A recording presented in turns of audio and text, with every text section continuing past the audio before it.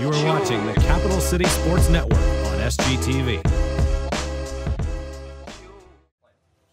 Dakota Watson and Spencer Lee back here for the game number 2 of the doubleheader between the South Carolina Gamecocks club baseball team and the Maryland Terrapins. Maryland Terrapins taking game 1 6-0, and we're back here for game 2 underway in just a minute. What do you got for us on the starting pitcher here for us, Spencer? Well, we have Brandon Baggett. I want to say like the French bread. Yeah, Baggett. I don't know if outing it looks like last time out. He's sporting a looking to bounce back 27 ERA. That's small sample size. There's, astronomically high. Under 5 innings pitched, so I'm sure getting a start here will help that ERA for sure. Oh, definitely. Hopefully he can go deep into the game. He's not walking a lot of players. We've got leadoff hitter coming in here for Maryland, the same as the first game. George Gaylord stepping into the box now. Left-handed leadoff hitter, open stance. Baggett stares in. Here comes wind-up stretch and the first pitch, and we're underway under game 2 here. Shows bunt. Low. Ball 1 as George Gaylord showed bunt and pulled back, brings the third baseman in on the grass. And we're getting some chirping out of the Maryland dugout. They're feeling inspired. Second pitch taken low in the dirt and back to the backstop, 2-0 here. Yeah, I'd feel inspired too after a 6-0 win. I would too, but the bats weren't really alive, so I would also be a bit worried. Sure. That puts Maryland's record to 6-4 on the year after the win just a few moments ago. We're not 100% sure if that's correct. That's the coach thought. He wasn't exactly certain on the record. Here comes the 2-0. Right down Main Street. Took a little off of that one. Good over strike. Had a little action on it.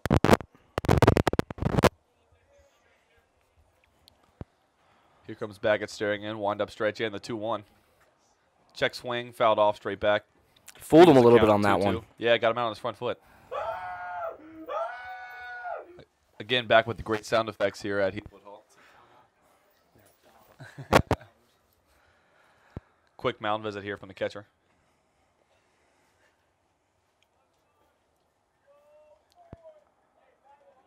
As the umpire signals 2-2. Here comes the wind-up stretch and pitch. Good curveball. He froze him. Called strike 3 on the delayed call there as we whip it around the infield for out number 1.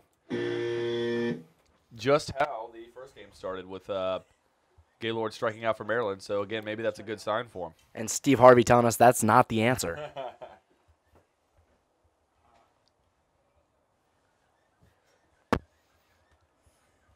Into the plate now, center fielder for the Maryland Terrapins, Caholen.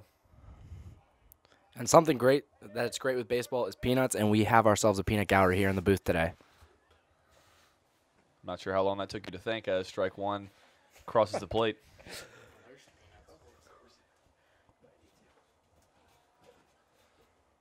Sporting the white caps are the Gamecocks as the pitch is in the dirt. 58-foot breaking ball there. Yeah, thank God there wasn't a left-handed batter in there. He would have taken about a 50-mile-an-hour curveball in the legs, and it would have been like cricket. Minus the protection. Here comes the 1-1. Called strike 2 on the outside part of the plate.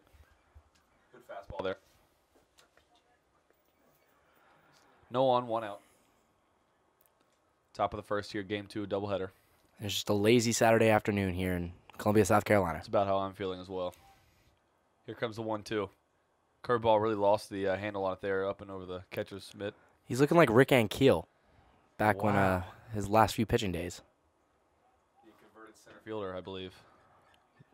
Before the steroids, obviously. Oh, that's key. I don't think Baggett's using steroids. We'll ask him afterwards as he steps off the mound before 2-2. It's a great idea. Wind up stretch and the pitch. Taken high. That one had a little more zip on it. You know, I'm no speedometer, but I'm going to guess he sits in the upper 70s here. Probably touching low 80s at times. With your foresight, I would have to agree. I did well in the game 1. We'll see, yeah.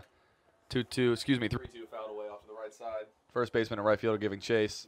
It stays in play, but they're not going to be able to make it as it falls to the turf.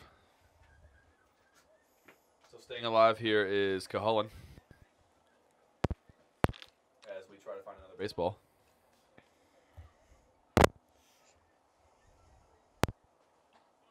Just a bit outside. He tried to corner it.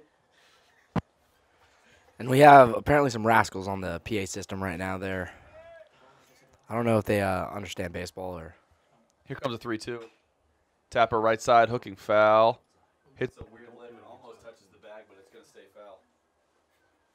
Had just about rolled back into play there.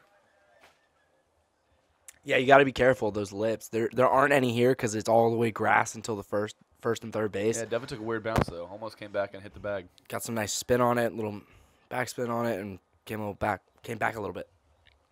So the center fielder, Cahulan, stands in again. Still full count, one away, nobody on. Brandon Baggett looks in, the pitch. Line drive into center, tailing towards right center. Center fielder's there, and he makes the catch. Snow cone. Almost popped out of his glove. And you'll see that a lot of times with a glove that's been broken in very, very well, and it's almost too broken in. At first base, I tended to use my glove for 1 or 2 years tops because I would have the problem where the ball would pop out on its own. Some people are just more talented than others. I think I had a glove for 8 years, so I don't know what that says about you and me, but we'll leave it at that. Just the squeeze wasn't as tight. I have small hands, remember? In stands Seeley, the right fielder now for Maryland in his first at-bat of this game. Takes called strike one at the knees. Lefty-on-lefty matchup here. For those of you who were not with us the first game, we made a comparison of my hands to Donald Trump's. That's about as far as it went. Straight the ball here. Tried the front door, but couldn't catch the inside corner. Evens it up at 1-1. So a different start here so far for the Gamecocks. If they can get out of this 1-2-3, they let up 2 runs in the first inning in the first part of the doubleheader as Seeley takes one to the back here. By pitch, that'll put him on first base with 2 away. How big would that be if they could get out of this game in the first inning without any runs compared to last game?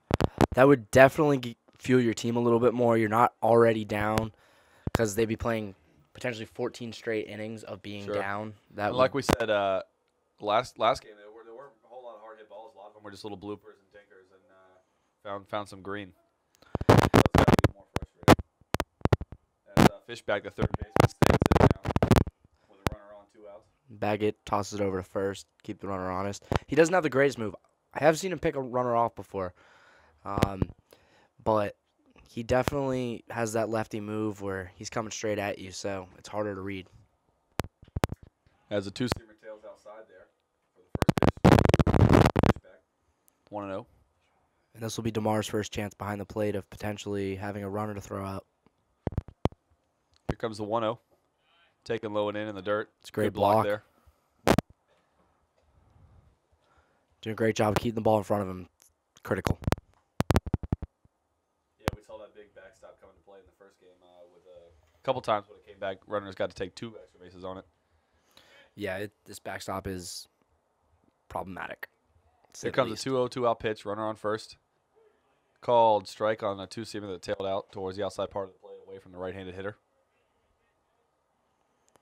That brings the count to 2-1 now. 2-1 with 2 outs. We got 2-12. Outfield and infield playing straight up here. It's a boiling point of water. The 2-1, 2 out.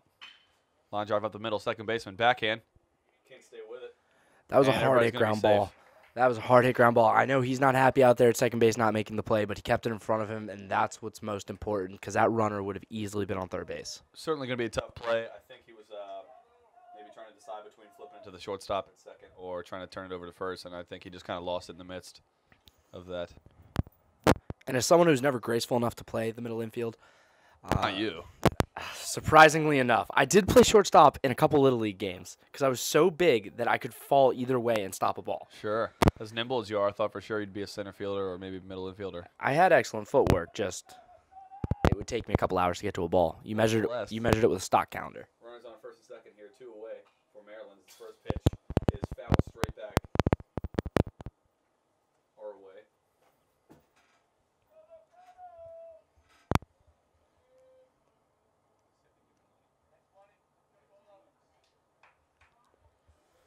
What's surprising me right now is the current batter has long sleeves on. Is that just one sleeve? That's just the one. Just a nice little shooting sleeve he's got there. The second pitch is fired back through. You the catcher and into the backstop, and both runners are going to advance into scoring position. That's a big mistake there by the game. I couldn't see the first one.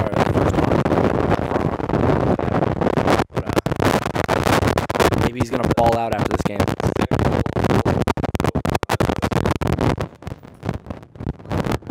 I know that's not right, We know it's hard. but we're going to call him Samuel. Sam, I am. So 2 outs, runners are on second and third. 1-1 count. Here comes a pitch from Baggett. Just high and inside there. He didn't even look like he was close to biting on that pitch. He was taking that all the way. As they used to say, if it's high, let it fly. Here comes the 2-1, 2-out pitch. Misses low and away there. Slinging across the strike zone from a lefty, but couldn't catch the edge. And he does have a base open at first, but you still want to get this hitter. Right, I was just thinking about that. Don't force it. Don't throw a meatball over the middle here with 2 runners in scoring position. On a 3-1 count. Hitter's certainly going to be looking fastball here. I wouldn't give him anything to drive. I think I'd try to stay in on him on a lefty-lefty here. Don't want to leave something out over the plate. Definitely. The 3-1. Misses low and in the dirt. That's ball 4. Now the bases will be loaded here. And what looked like it was going to be a quick first inning and a 2-out rally here by Maryland has the Terrapins threatening. Terrapin, that's not a very threatening animal, though. You know, reptile. Not whatever. by visual, but I think the name, if you don't know what it is, certainly sounds like yes, it could be. Yes. Because terror, as in terror, excuse me, little New Jersey came out of me. What you did there, yeah. You know I got the good ones. So the catcher heads out to the pitcher mound there to talk to his pitcher as Alan Fuyarma comes in for Maryland with the bases loaded. I think the second game, Maryland was coming out to confuse as much as we can with these names. Yeah, I'm not even sure if these are actual real names now. They're just trying to throw stuff at me. Is this Key and Peele we're... Here comes wind-up stretch and a big first pitch. Strike 1 called in the outside part of the plate. And that's critical. He's got to work ahead, especially in the situation where you have 2 runners in scoring position. Again, we're finding ourselves into a big spot here early in the ball games, both the first game of the day and this one as well. This could really shape the rest of this ball game for us. As Baggett steps off the mound. He wanted a new sign from his catcher. Baggett peers over his glove. Here comes the 0-1, 2-out pitch. Called strike 2 as Fuyarma does not like the call there. And I just want to say again, this umpire has been very consistent. You know, you usually see the field and home plate umpire switch in a doubleheader, but they didn't do it this time. Here comes an 0-2, 2-out pitch. Chopper to short. Gets it on the second hop. Long throw to first. Just in time. Fuyarma can move. Good play there by the shortstop. That'll get us out of trouble there as the Gamecocks leave 3 on the bags there as Maryland can't score. So that brings us to the end of the top of the first here. Nothing still. And we're back here with Gamecocks coming up for the first time in this second game here in the bottom of the first. It's going to be Christopher Ransom starting off. Center fielder for the Gamecocks trying to get something started here. And hopefully they can get on base early and often and hopefully pound a couple runs in early. It would really give them momentum as this game continues and going into tomorrow's game. They're going to be facing Nicholas Wong for Maryland, the lefty pitcher, freshman from Maryland. Here comes wind-up stretch in the first pitch from Wong. Wong, another southpaw. So we have a southpaw versus a southpaw. That first pitch just missing outside, so ball 1. And the second pitch inside there. So it's going to be 2-0. If you take the average of those 2 pitches, he would have thrown it straight down the middle. I love it. Yeah, perfect. And he does just that for the third pitch. Swing and a miss on the fastball. Strike 1, so it's 2-1 now. You're testing my mathematical ability. That's about where it ends. I think you still got me beat. Here comes the 2-1. Swing a line drive just past the third base bag. Fair ball. He's going to be rounding first. Let's see if he tries for it here. He does a big turn and he makes the stop. So good start there for the Gamecocks. They ready. Let's go. Feeling myself. I'm feeling myself. I'm feeling myself. And the Gamecocks have their first hitter on base start this game, getting on the bases early. Stepping in at second spot, we have number 0, Joey Janusz, with the fantastic hair. Janusz here, feeling himself. See if he can pass that along to the rest of the Gamecocks. He shows bunt. He's feeling the bunt. Ball low, throw down to first, not in time. Try to get behind the runner there on that throwback. The back pick's, again, risky, but if a runner's not it's a great time to try it when the batter squares the bunt, because a lot of times the runner on first will be anticipating a good bunt, and if he doesn't get it down, usually he'll wander off too far off the bag. For sure, because as that lead runner, you want to make sure you get there so the bunt was successful. Average lead over at first, squares the bunt again. Another throw over to first, this time back easier. Back standing this time. As the sun starts finally peering through the clouds here in Columbia, South Carolina. Palmetto State. Don't see any out near the field today. Here comes a 2-0, another square around to bunt. This one fouled off, would have been 3-0 had he let it go. And Janusz is not happy with himself. He know he went too low for that. And if you're going to go that low, you need to bend at the knees, not at the back. Nope, you really got to get as low as you can.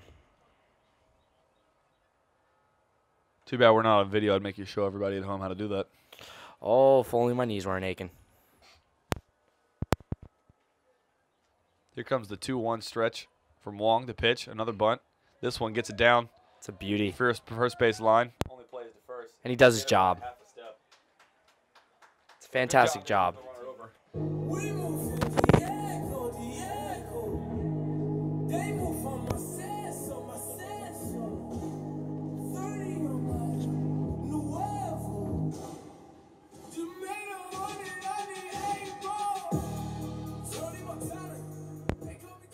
As Brandon DeLay steps in now as the Gamecock batter, I love the move there to bunt the runner over. He just scored all in the first game. Obviously, runs are going to be tough to come by today for the Gamecocks, it seems like. And DeLay comes into this game batting 125 on the season. So, I'm sorry. Yes, 125. He's got a 125 average. He's hoping to get that average up a little bit, maybe even get an RBI. He takes the first pitch low and away here. Lefty on lefty matchup. As Wong peers in the pitch. Called strike on the outside part of the plate. Coming from a lefty, you're probably going to get that call every time. That looked a bit generous to me, but we've gotten some on the Gamecock side. They've gotten some on the Maryland side, so it'll even out, typically.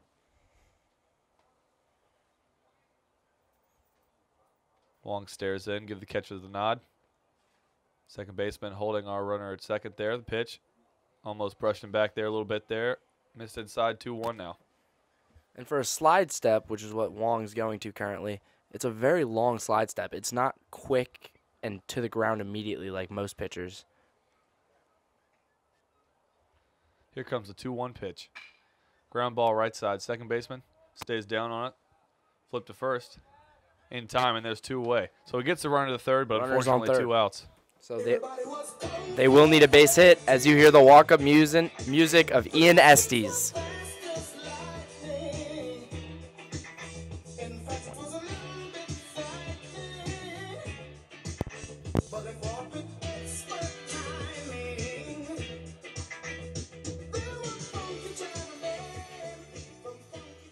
So as Spencer said, Ian Estes, the first baseman, stands in now, 2 away. Runner on third. This could be a big at bat for us. If Estes can pull through with a hit here, that would be incredible for the Gamecocks. First pitch, called strike on the outside part of the plate at the belt. And Estes has some power. It hasn't been all clicking this season, but maybe he can break out here. And the 0-1 line down third base line, that's called a fair ball. That's going to bring in a run. Estes going for 2. The throw's going to be cut off, and he's in there with a head-first slide. RBI double with 2 outs for Estes. Big at-bat there for Estes with 2 outs. And the Gamecocks strike first, 1-0.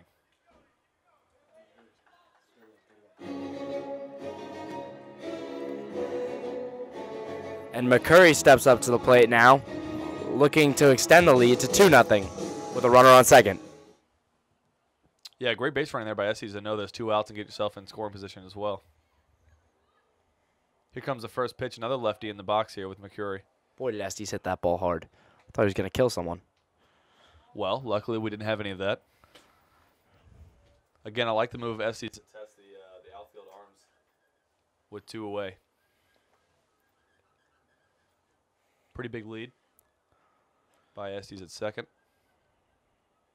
Here comes the 1-0 pitch. Misses low in the dirt, 2-0. And as I mentioned in the first game, the Gamecocks are doing the same thing as Maryland. They're not getting that walking forward lead on second, which really gives you an extra jump when the ball's hit. And it can be the difference between a run and an out at the plate.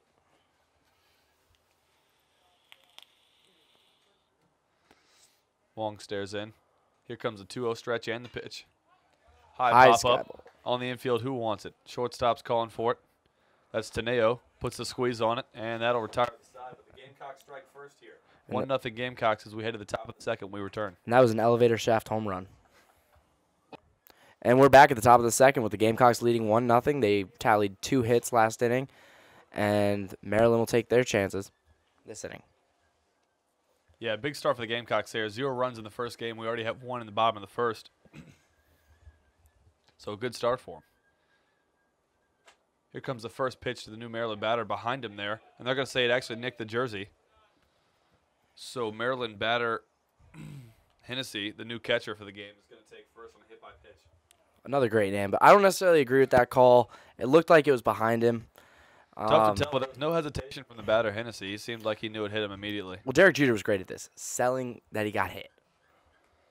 And it gets you a base, free base. The first pitch to Clifford now, the second baseman for Maryland, is high and taking ball 1. And Hennessy, that's another great name. I've never heard of it. We actually, last week versus UGA, there was a Hennessy on the Bulldogs team.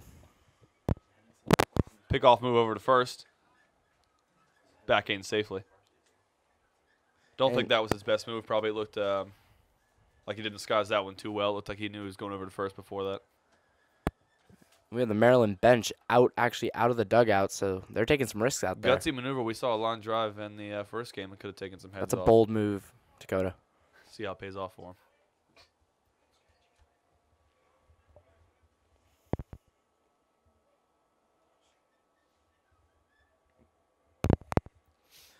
Baggett So taking a 2-0 now. long look in.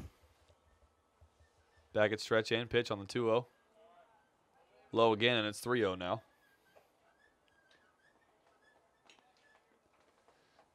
He's going to have to find a way to fight back here and not allow a walk after hitting the first batter of the inning. Yeah, having a runner in scoring position in the first sweep would just absolutely kill him momentum, and they do have a runner in scoring position now as he does walk him. Ball 4 just missed inside. I don't think he's too happy with the call. When you go down 3-0, you're not going to get the benefit of the doubt. And Miles Moody comes out to have a little chat. It's a good idea. You don't want the game to get away from him after a hit by pitch and a walk on 4 straight pitches. Can almost.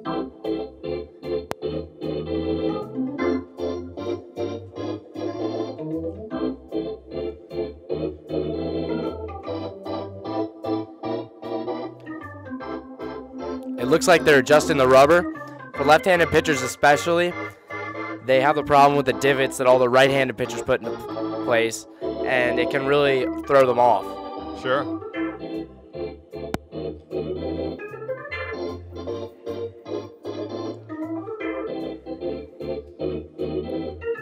And now Moody will have a little chat with the third baseman. Probably discussing bunt strategies here.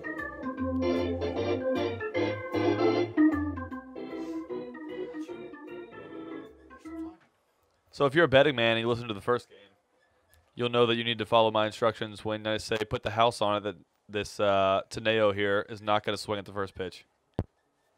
Hit by pitch and a 4-ball walk. I think it's safe to say he's not swinging at this first one here. What would you say your lines on that? Ooh, that's tough. I'll tell you after this pitch.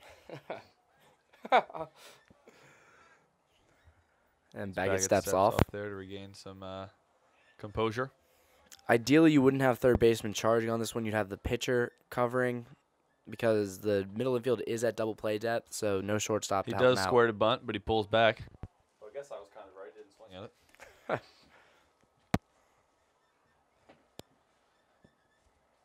So 1-0 now to the Terrapins shortstop, Teneo. Runners on first and second. No outs. Here in the top of the second, Gamecocks 1-0 lead. Showing bunt. SD's creeping in a little bit. Very early bunt. Let's see if he pulls back.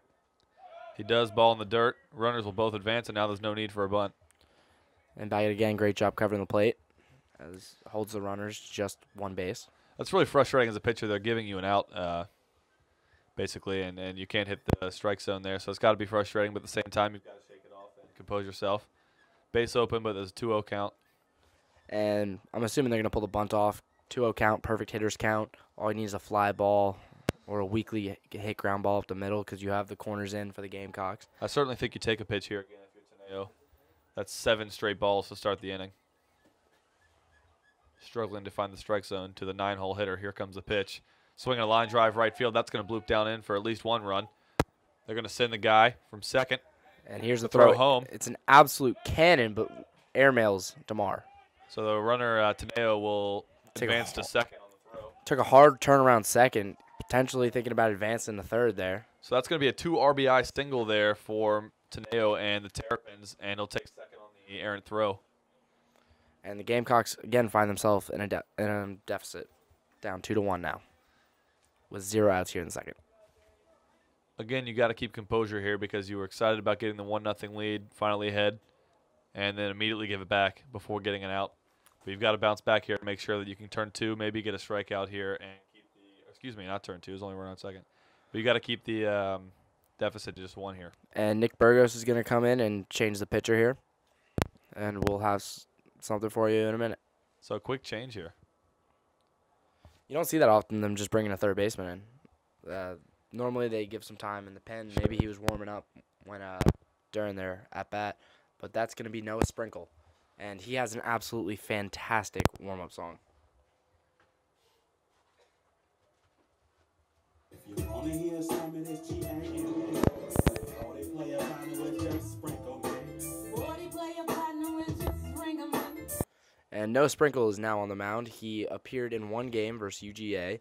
He pitched an inning and 2/3, only giving up 1 hit, 2 runs. None of those were earned, though.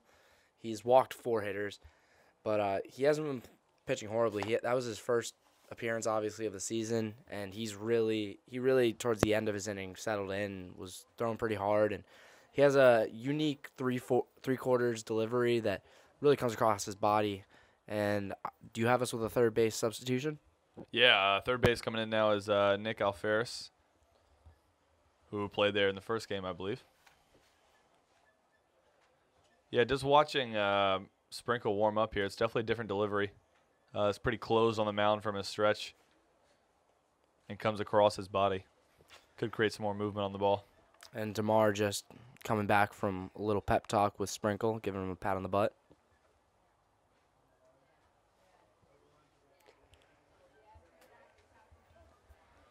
So Sprinkle will inherit a runner on second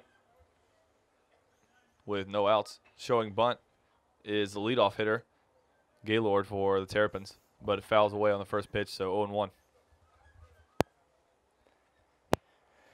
Yeah, he wasn't low enough for that bunt. Again, a lot of hitters struggle with this. You need to be low. You need to be working from down to up if you have to. You shouldn't have the bat under the ball necessarily, but you have to be able to maneuver the bat. First baseman coming in on the grass now. Shows bunt again. Gaylord pulls back. Ball in the dirt. Catcher can't find it, but the runner stays put. That evens the count at 1-1. Yeah, I promise we're going to find a way to get a video of you showing us how to bunt here and put it on YouTube. I will do it for you. And Gaylord's at the plate. Reminds us of the great Gaylord Perry, who was a fantastic pitcher. Here comes a bunt on the third base line. That's a good one. Going to be tough play first. Throw from the pitcher is not in time. Everybody's safe. You can't do anything about that defensively. That's a perfect bunt. From your leadoff hitter, you know he's going to have some wheels. So now an even more difficult situation for the Gamecocks as we head towards the middle of the order. Out of the 2-hole, it's going to be Cahullin coming to the plate. And there are still no outs, so we will see Seeley up at the plate today, or this inning. Barring a miraculous triple play here. I don't think that one's in the Runner future for for first us. going, and there's not even a look to throw it down. So now they're going to have second and third, no outs. I would have liked to see a little trickery there. Maybe a quick snap back to the pitcher. Try to trick the runner. Maybe get him leaning off a little bit. Throw it back to third. Here comes the pitch. Low again, 2-0. What you don't want to do is walk the bases loaded for the Terrapins' best hitter in Seeley. Yeah, no, he hasn't done anything really today, and so he's looking for to contribute in a big way early. Yeah, I hope he didn't hear you say that. I forgot I had ESP. Here comes the 2-0. Looks like a called strike one there at the knees. We saw a couple breaking balls in the warm-up from Sprinkle. It looked pretty good, but I don't think I've seen one yet so far in play. As the 2-1 is fired over. Might have been one there, actually. And great block by DeMar. That just saved a run. Ball in the dirt, so that's going to be 3-1 now with the dangerous Seeley on deck. And you don't want to give anything to hit here because you have two runners in scoring position. If you leave a ball over the middle that he can just turn on, you could easily take it over that 310-foot sign out in left field. Sprinkle stretch and pitch is a called strike at the knees. A little bit of a delayed call, but he'll take it. I don't think Cullen agreed with that as he turned around to make sure that was the right call with the umpire. And again, here you want to be careful. You don't want to leave something over the middle of the plate. Our field dimensions are 310 down the lines and 365 in center. The 3-2 is a chopper to short. That's going to score a run, and it's going to be bobbled and not made a play on as everybody's going to be safe, and the Terrapins score another run to make it 3-1. And you Here at the top of the debatably second. could have called runner's interference on that one. He did do an extra little pause right in front of the shortstop. I have seen umpires call it before. It's not common. It's to throw off the shortstop, Max Bernstein, and Yeah, it's a good play, honestly. I mean, it's a great play. It doesn't allow them to see the ball all the way, and that was the result there.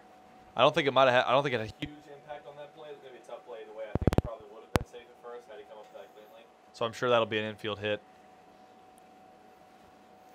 But the important part is Maryland scores another run, and they have runners on the corners now. As the runner on first takes off for second, and again, no thought of throwing down as the ball's in the dirt there. And even if DeMar did want to throw, he would have had Seeley in the box blocking his throw. Which, as when I caught a little bit, I would actually always throw it. If I hit him, I hit him. Because you can get batter interference at that point. Here comes the 1-0, fouled off to the right side. First base dugout. He's chomping at the bits to try to take a ball long.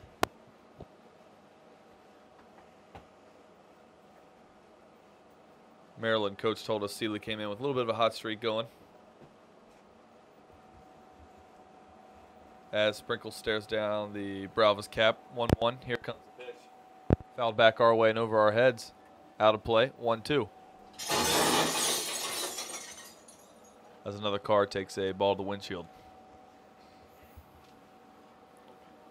So infield staying back here with no outs. Knowing your luck, it was probably yours. You don't have a lot of luck here at this field. Odds are that one's mine. The 1-2. Breaking ball got away from him, left it outside. That'll even up at 2-2. Did you say your car got hit twice in one game? Twice in one game at this very ballpark.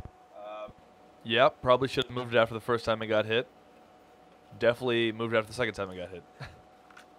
Here comes the 2-2. Line drive to short, diving try, but it's through into left center field. They're going to wave the runner. There's one run home. Here comes the throw. Too easily. It's going to be a stand-up score here for Maryland as they take a 5-1 lead now. And on that ball coming out of the left-handed batter's box, he's hitting it to the left side of the infield. Very hard to get those balls that are kind of your side sharply hit because it's got a lot of tail on it. The runner on third broke immediately as soon as it was hit past him, so he would have scored, but had the shortstop been able to get a glove on it, I think it would have saved a run. And just like that, Sprinkle's done for the day. And we're going to have another pitching change, and it's right fielder. So we'll take a break here. We'll get back to you on the pitching change as soon as we come back. Maryland leads 5-1. And we're back. And we do have a pitching change. It is McCurry for the Gamecocks. And he has not pitched this year, so it should be interesting to see how he does. We're seeing a lot of new arms today for the Gamecocks and a lot of arms that have just recently gotten in. Yep, and the first pitch from him is just taken outside from the lefty. We've got a couple defensive changes as well. It looks like when McCurry came into pitch, Nonamaker went from left to right, and Chris Murphy came off the bench to come in to play left field. It's like musical chairs out there. That's about right. As the cleanup hitter Fishback comes in, the third baseman for the Terrapins. I was never very good at musical chairs. It requires some speed. You look like a pretty fast guy. Here comes the 2-0, misses up and away, having some command issues earlier here with the fastball. I was able to use my body to knock kids around. Sure, yeah. Last week, or when did you do this? Actually, this morning before I came out here. The 3-0 called strike on the outside part of the plate, and he finally gets his first strike over. Yeah, what you don't want to do is walk the first guy after you were called upon to pitch. Pretty good pickoff move there, and it's not in time.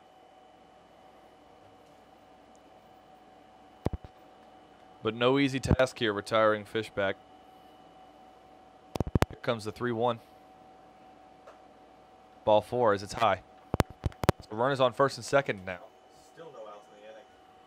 All 5 of Maryland's runs have come in the top half of the second.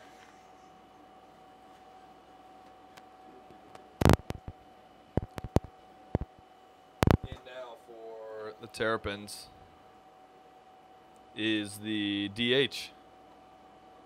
And again, I'm going to butcher his name, but I'll give it a shot because it's fun. Samuel Kolodebritz. And I know that's not even close. Squares the bunt. The ball goes past him. I actually think he was still squared around. I don't think he pulled it back. If we had a replay there. Well, no call from the umpire, so it looks like it's going to be 1-0.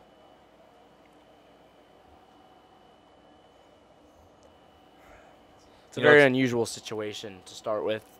Ball going behind a player, so guarantee the umpire was not paying attention to that. When you're trying to play dodgeball from a fastball and call a game at the same time, it can be difficult as the second pitch is fired low for ball 2. I believe the saying is if you can dodge a wrench, you can dodge a ball. I think I've heard that once before. That's the second time now we've quoted dodgeball in the booth today. As the 2-0 pitch is fired in there for a called strike at the knees. Well, it was a quality piece of cinematography. Lefty on lefty matchup here. Runners at second and third, and this one fires over the catcher's head into the backstop. And that's going to play to run for Maryland, who continues to pour it on here in the top of the second, 6-1 now. And the runner just jogged in. He didn't even have to put on the burners at all. Again, we keep talking about this backstop is quite large. So as soon as that ball gets past, you know it's at least going to be 1, if not 2 bases for each runner.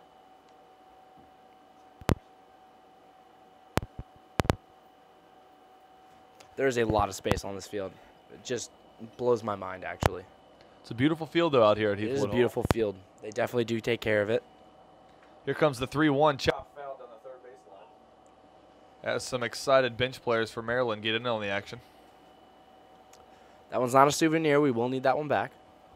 I think we're going to need most of them back here. McCurry's problem right now is he's not always closing that front shoulder. Well, he does there. He fires a good pitch right down the middle that's fouled straight back our way on the 3-2. Absolutely, that was great. By not closing that front shoulder, you tend to fly out and ball will go anywhere. So we still have a runner on third here. No outs, the 3-2. Taken up and in, ball 4. So the Gamecocks have to find an answer here on the mound.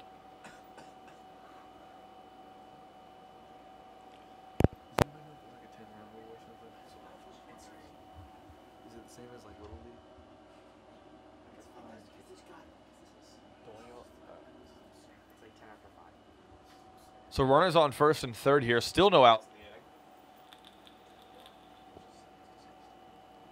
inning. As Furuyama steps in for the Terrapins, takes ball 1 way outside.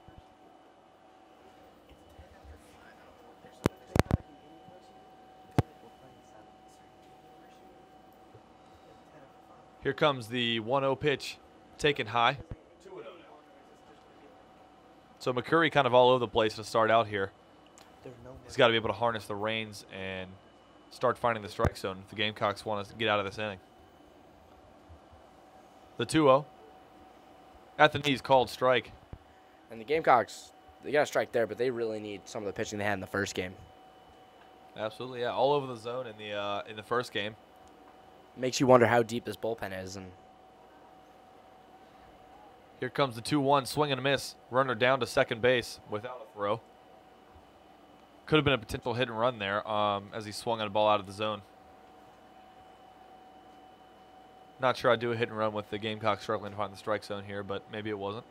They may be trying to work some things in. The 2-2 almost hits Furuyama there on the leg, but misses inside. So full count now again. I feel like we've seen several full count at-bats so far in this inning. The 3-2. Swing and a miss on a high fastball up and away. Got him chasing, would have been ball 4.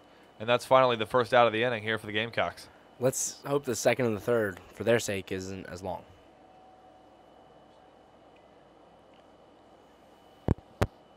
So now standing in with one down, runners on second and third, is Hennessy, the catcher for Maryland, with the shades on here. And anything is possible with this at-bat. Wow. The 2, excuse me. First pitch is fouled straight back our way. Got me at a loss for words after that one there. And Tamara looked back at us with the sound effects, and that one may have been a little mistimed. Here comes the lefty versus lefty matchup, the 0-1. Taken low. Big lead over there off of third for Fishback. And as a catcher, I would be getting frustrated right now. You're down in a squat, and it's not the most comfortable position. And your knees start to get tired at these long innings. And as a fielder, when people are just walking around bases, you start to lose track. You start to get out of focus, and you get lazy. Absolutely. As a generous strike call on the outside part of the plate makes the count 1-2 now with 1 out. McCurry steps off the rubber. Gamecocks really got to strand these 2 runners if they want to stay in this ball game here. The 1-2 taken outside there. Good pitch though, right where the catcher's mitt was set up. He actually called that strike 3. I apologize. So 2 away here, and generous strike 3 call to say the least. But the Gamecocks aren't complaining, as they're 1 out away from finally ending this long top half of the second.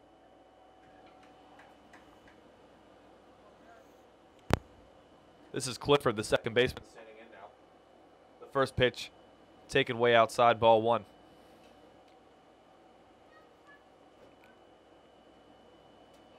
Got some bright neon green on his bat as well.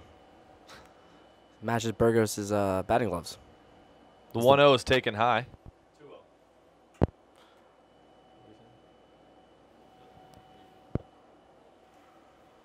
Adjusting the cap is McCurry as he stands in for the pitch.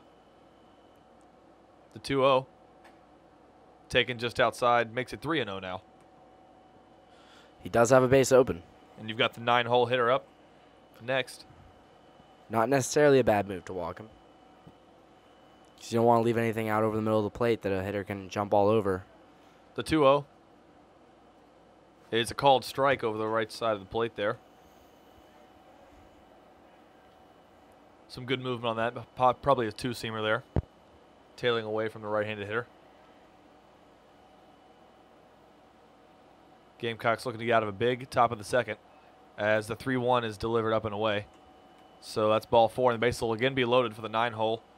Teneo, the shortstop for Maryland. I don't know if you can see it from here, but he has an excellent tape job on that bat handle. You know, I can see it, and I'm jealous of it. It's a very big thing in baseball, having a great tape job. First pitch to Teneo is fouled off to the right side and out of play towards the numerous cars over there. We've just gotten word that one of our technical producers, John Dowdy's car is over there, so he's probably listening for some real crash glass sound.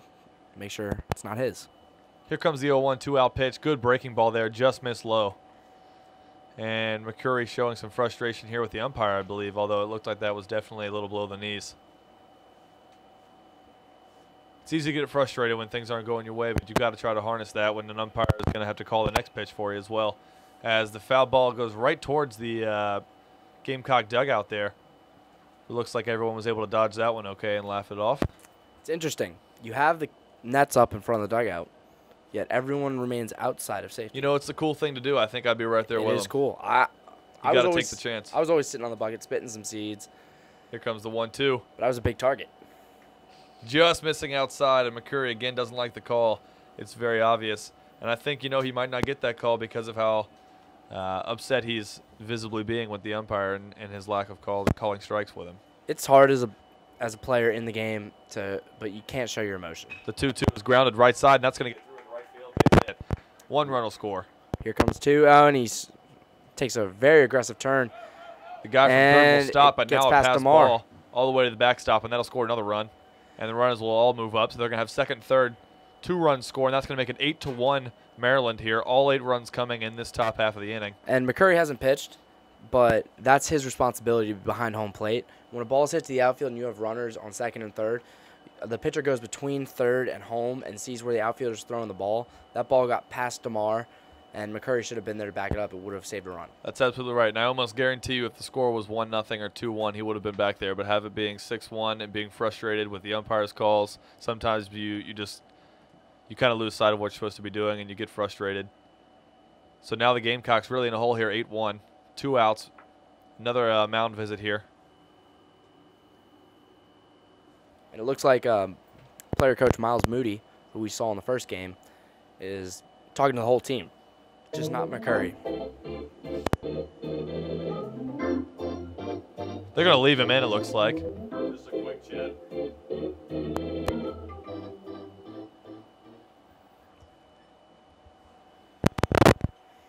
It looks like Bernstein was giving some words of motivation to McCurry.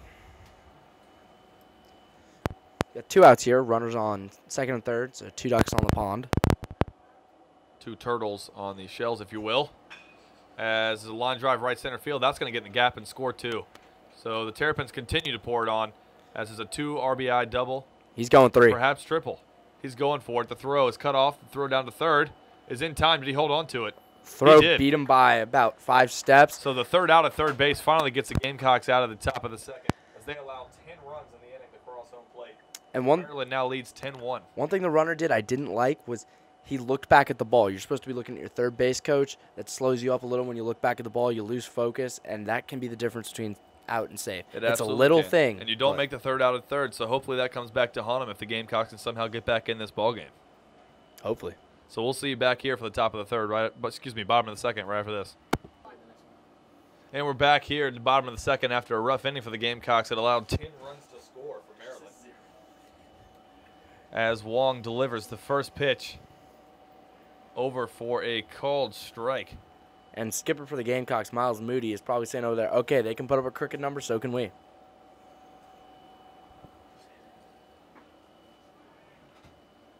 In there is a called strike 2. And Murphy is now behind in the count. No balls and 2 strikes.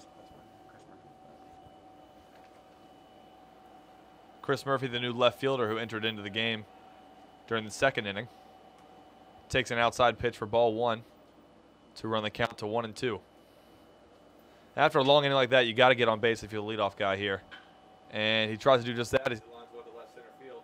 Oncoming left fielder, and he makes a running catch for Yama there. My life be like,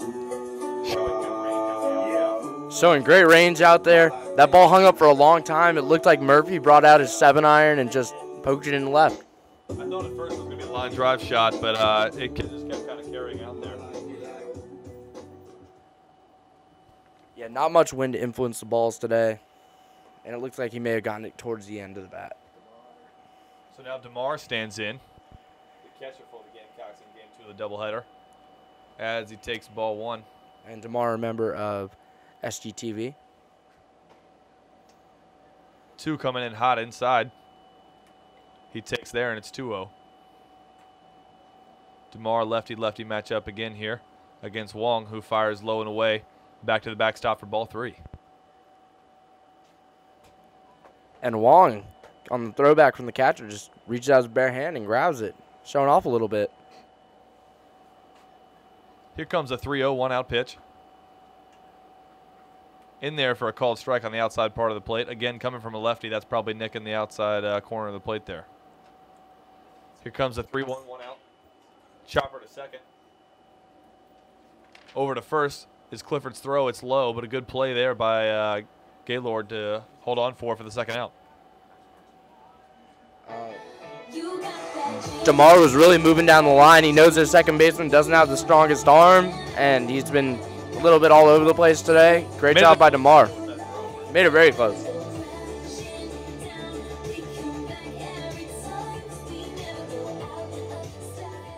So Mac Bernstein, the shortstop, in there for his first at-bat of the day. Squares to bunt, now pulls back on the first pitch. I think that was a bluff. 2-out bunt. Not many players are willing to do that. I believe he called that a ball. It looked good from here. But here comes the 1-0 fake bunt. Pulls back, swing and a miss. He's Might trying have to foul slap tipped one. it there. He's trying to slap one by the third baseman there. In that 5.5 hole. The good old 5.5 hole. So the 1-1, 2-out count now. Here comes the wind-up stretch and pitch from Wong. Ripped down the third baseline, just foul. Nick Burgos gives it a little hello. Third base coach Burgos there over there, yeah, for sure. Showing his athleticism, getting out of the way.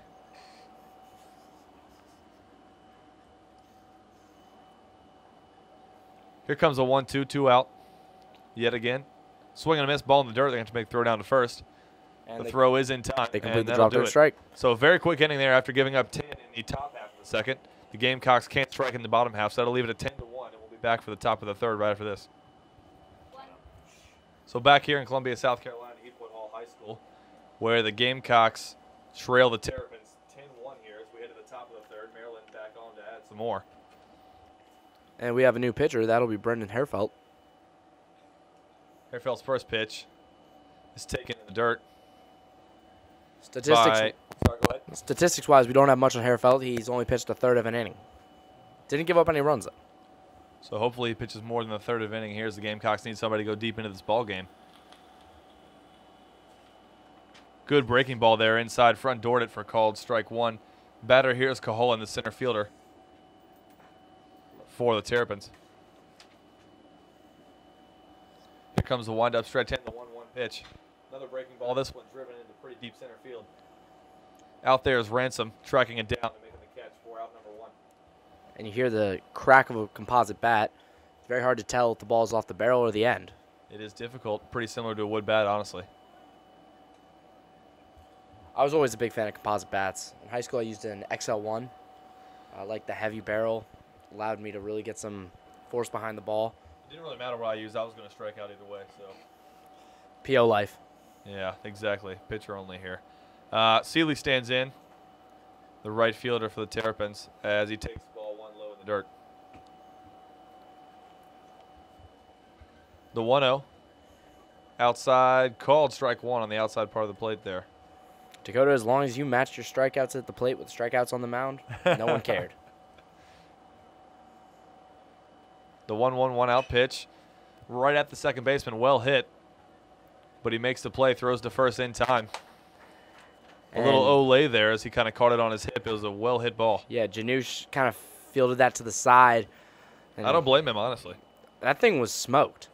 You could hang some laundry on that. That was clotheslined. There you go.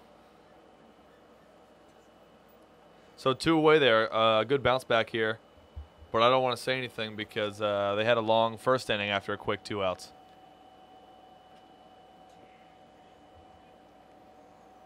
So in stands Fishback. I lied. This is not Fishback. Just a pinch hitter here. We'll get the name for you in just a second. 1 ball. I believe it's Matt Snezik. So we'll see if he comes in to play third base. Yeah, thank you.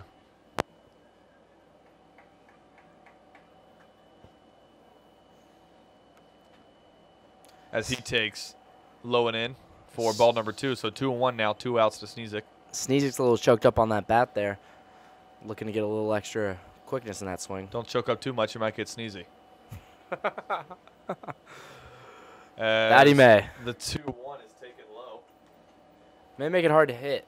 Can't really keep your eyes open when you sneeze. No, I've tried. Don't do it at home. Is that how Chernobyl happened? So 3-1, 2-out pitch. Line up the middle, clean base hit. Caught that one right in the barrel. Good old-fashioned base knock up the middle there for Sneeze. It comes in, first at-bat of the entire day, and lines one up the middle for a knock. Give a glare over to the coach maybe while I was on the bench. So we're going to have another pinch hitter here. It's going to be number 17, who is not on the lineup card. So I'm going to try to find out who that is. This might be like the bench warmers where they just brought him in. And he's got a polo underneath his uniform. You got to stay stylish. Look good, feel good, play good. Think he'll pop the collar if he hits a dinger? This looks like Michael Gillespie, we're getting word now. As he scrouches in his batter stance here. Great job by DeMar. Yeah, DeMar blocking it up there. 2-0 count now, 2 outs, runner on first. I'd be very disappointed if his celebration, if he had a double or even a home run with the last name like Gillespie, was not a popped collar. I was going to say he'd almost have to do it. Here comes the 2-0 to Gillespie. And it's low and away, ball 3. Give him the green light here. What do you think? The way the Gamecocks have been pitching, I would not. In a 10-1 game, I'd give it to him. Here comes the pitch. He does have the green light. Fouls it back over our heads. Foul ball 3-1. I'm never going to take a bet against you. You know, you really should. If you've learned nothing else from today, Maryland Club Baseball has a good team, and Dakota Watson knows how to bet.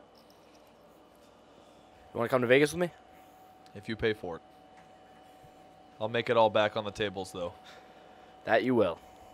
Here comes the 3-1, and it's low and in. Ball 4. Catcher hustling after it, so the runner from first only gets to second here with that deep backstop. So I shouldn't have said anything because after a quick 2 outs, just like the first inning, now the Gamecocks again in trouble with runners on first and second. As Furuyama, the left fielder, steps in.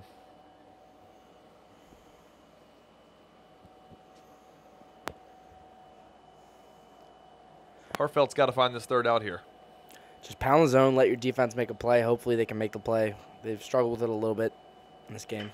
First pitch is lined into left center field. That's a base hit. Let's see if we have the play. They're waving the runner home. The throw home is cut off, and the run will score easily, standing up. So 11-1 now,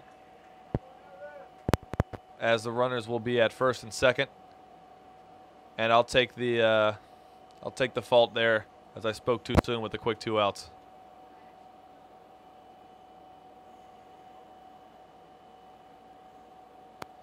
Into the plate now steps the catcher number 13, Hennessy, for the Terrapins. Hennessy batting from the left side, looking to see if he can poke something out into the outfield. Finally facing a right-hander today in Hartfeldt. Swing and miss on the first pitch, had some good movement to it. How about Hennessy here going with the no gloves? Old school. No batting gloves. My kind of guy. I wonder what he's doing after the game. Here comes the 0-1 up and away as it misses high. You guys can head down to the village, maybe grab some pizza. I did that last night, actually. So. Is there such thing as too much pizza? Looking at me. If there is, I would have found out last night, that's for sure. Here comes the 1-1. Up and away, 2-1 now. Last night, obviously, being the second set of games in the Sweet 16. So even if the Gamecocks go home here without a win on the club baseball field, we've got a win here in the basketball world, as Hartfeldt delivers a strike on the outside part of the plate. Getting a little more generous here with the calls as the umpire. As we've got deuces here, 2-2 and 2 outs. 2-2 count, 2 outs, 2 runners on. And number 20 pitching, as is a strikeout call to the outside part of the plate to end the inning. 1 run comes home, makes it 11-1. Maryland over the Gamecocks here as we head to the bottom of the third when we return. Back here for the bottom of the third as the Gamecocks hope to get back in this ball game, down 11-1, as Jack Nonamaker stands in to face the lefty, Wong, whose first pitch is taken low and away, ball 1. And hopefully the Gamecocks can stay on the bench for a little bit longer and actually put in some runs on the board. Give their pitcher a little rest as Nonamaker foul tips a pitch way up and out of the zone. Fastball up around the eyes can sometimes look appealing, but it's tough to stay off. And we've just gotten word that the Gamecocks women's basketball team has just tipped off in their Sweet 16 matchup. So as soon as you're done here, we're going to try to get all the fans to go watch that game. Go watch that game. I want to go to Stockton, California. I think we can make it. Get a little tailwind. It'd be close, that's for sure. It's about a 5-hour flight, I believe, as the 2-1 pitch is taken low. Ball 3. Good patience here by Nonamaker, not trying to force the issue. You're not going to get 10 runs in one swing here. One at a time. Here comes the 3-1, chop first base. Good play there by the first baseman. For the first out, he stepped on the bag. That's Gaylord. That would really be something if we could get 10 runs in one swing.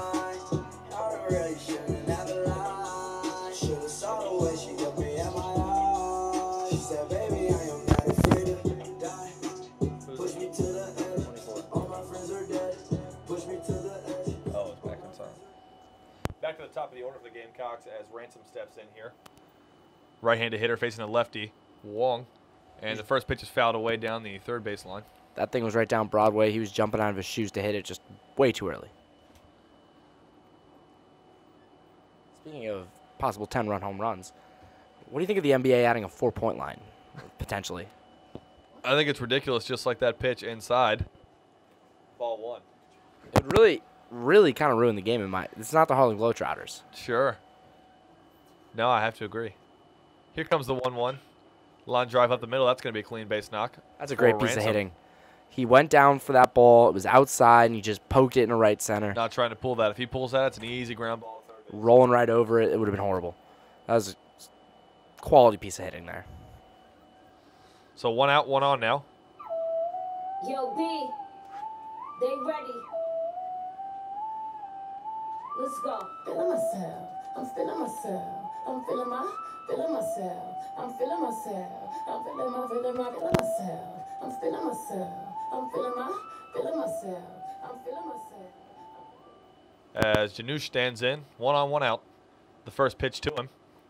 Foul tip into the catcher's mitt for strike 1. And it almost looks like the Gamecocks are starting to push a little bit more. They're jumping out at that first pitch, and it seems like they're just swinging it no matter what. Maybe they're just super eager to go watch the women's basketball team take on Quinnipiac. I know I am. The pitch swung on a missed out in front on that one. Good off-speed pitch there to run the count to 0-2. Yeah, Quinnipiac, the 12 seed, making a rare deep run in the women's tournament from a 12 seed. So hopefully the Gamecocks take care of business there. As the 0-2 pitch, 1 out. Foul tipped, and he stays alive there. Gino Oriyama, head coach of the UConn women's team, was actually seen wearing a Quinnipiac shirt rooting against the Gamecocks. I'd root against us, too. He doesn't want to see us. He doesn't want to see us again. We've got their number now. I think we can take them down. You know, I don't think anybody has their number. Well, it's like, what, 103 now? 110. As the 0-2 pitch is swung and fouled off, the runner was going on the pitch and frustrated that he just exerted all that energy for nothing. So we'll do the 0-2 again. We'll see if Ransom is going again here against the lefty. Went on first movement that time.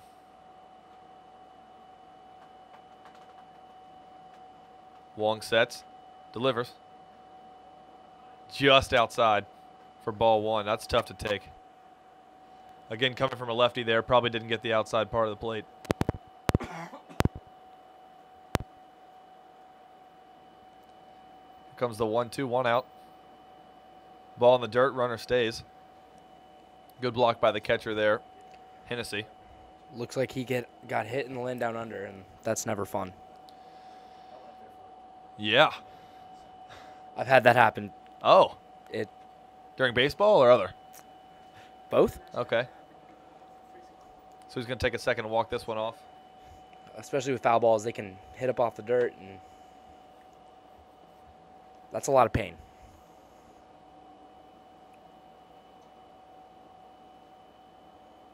So back in action here, 2-2. 1 out. Runner still on first. Pretty good lead over there against the southpaw pitcher. He's going. First movement. The pitch is thrown down, and it's late. Catcher attempted to throw him out from his knees there. I think he thought he was Bryce Harper. I'm not sure where the pitch missed there, but they're going to call it a ball, I guess low, so it's going to be 3-2 now with a runner now on second, 1 away. Another pretty good lead over there at second base for Ransom. Ball in the dirt, ball 4. And that's going to have runners at first and second now, 1 away.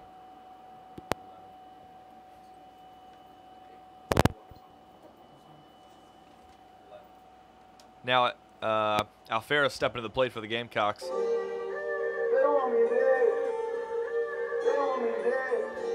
Let's see if he can work a little magic and maybe start a 1-out rally here. Start trading places. So Alferez now, who came into the game as the third baseman during the second inning, stands in and takes the first pitch low and in. Wong getting a little frustrated here, having trouble finding the strike zone. He should honestly step off the mound and just take a minute to himself to breathe and relax. And he's back on it with a strike right down Broadway, 1-1 now. Well, he just gave me the middle finger. He wouldn't be the first one today. That's correct. The 1-1's missed outside, 2-1 now.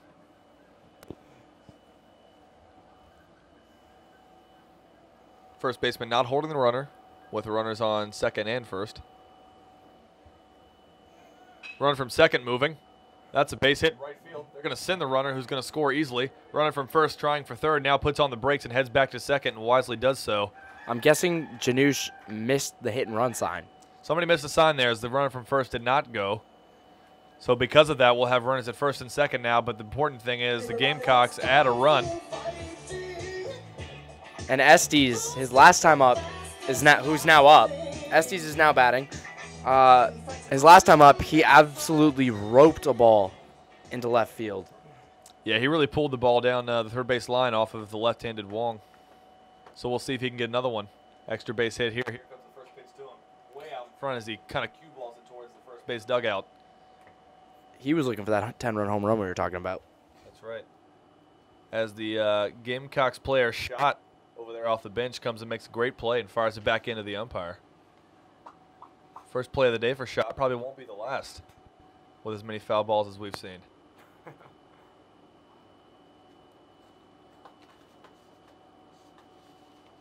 So the catcher, Hennessy, out to talk to the pitcher, Wong, here.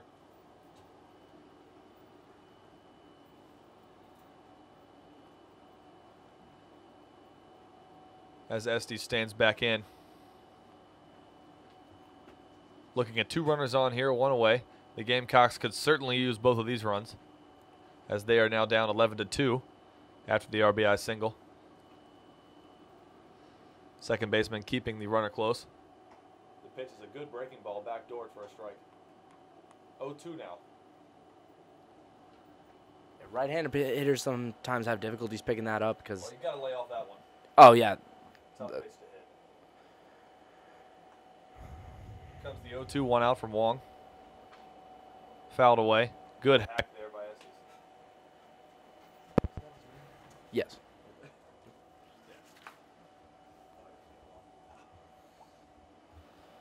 And Maryland catcher's just taking a beating back there as that foul ball looked like it hit him a little bit. What a champ. Really staying in there. Get him some icy hot on the bench. As the Maryland bench out there sunbathing past the dugout on their bellies. Here comes the 0-2. Swing and a miss as he gets fooled by the off-speed pitch there for the second out of the inning. You know, they might want to come by Strom Pool after the game. They may want to come by Strom Pool after the game and join the Lady Gamecocks.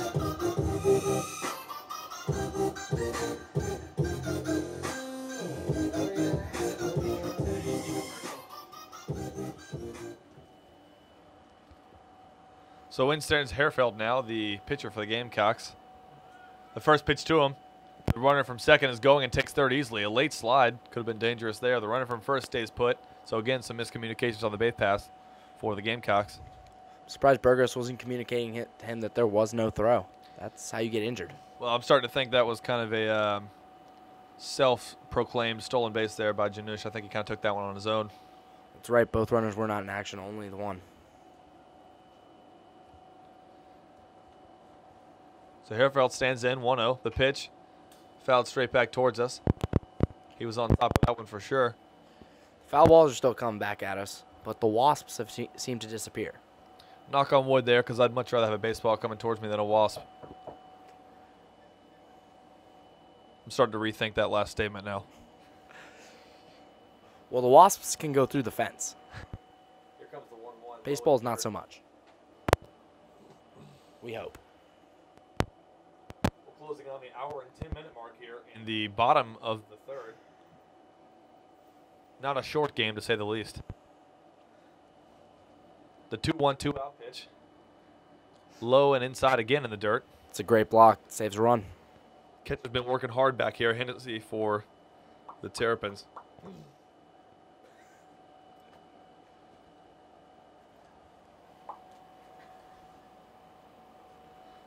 So back in goes Herrenfeld. The pitch is lined towards short and over the head. Leaping try at short. That's going to score a run. Runners advancing to first and third. And an RBI single there. Brings the score to 11-3 now as the Gamecocks try to continue to chip away at this large Terrapin lead. It seems like Cocky is somewhere. He's crowing out there. I think the Terrapins needed Max Bernstein out there at short just then with the hops that he's shown so far today. Because that one was just out of the reach of the Maryland shortstop, Teneo.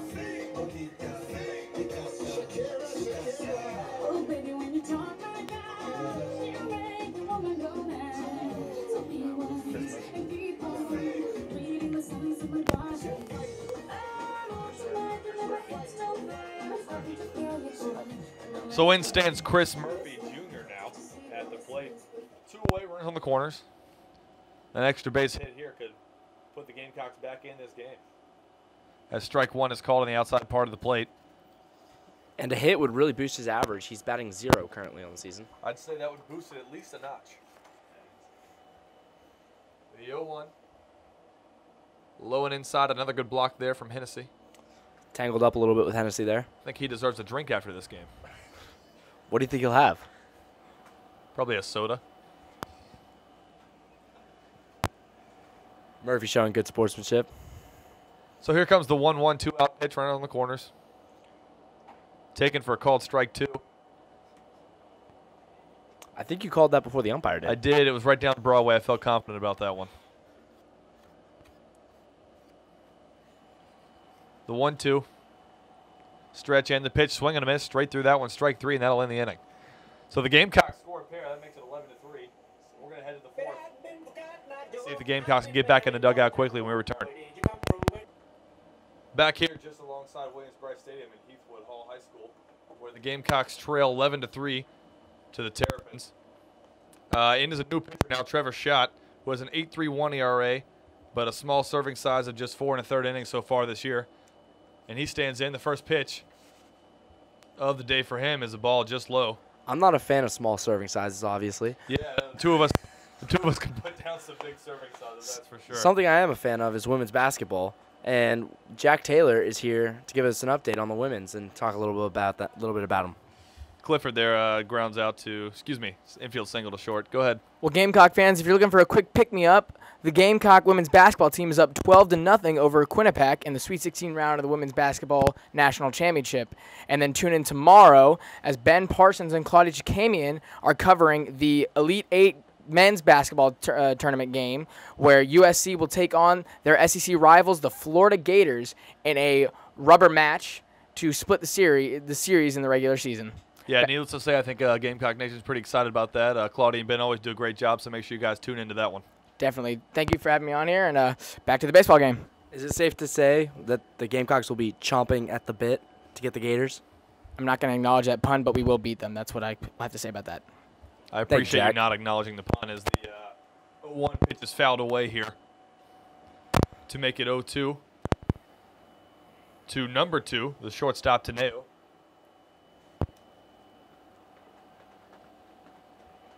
Teneo getting situated in the batter's box. So I think I was right again, by the way, when I said it wouldn't be Schott's last action of the day when he got that foul ball.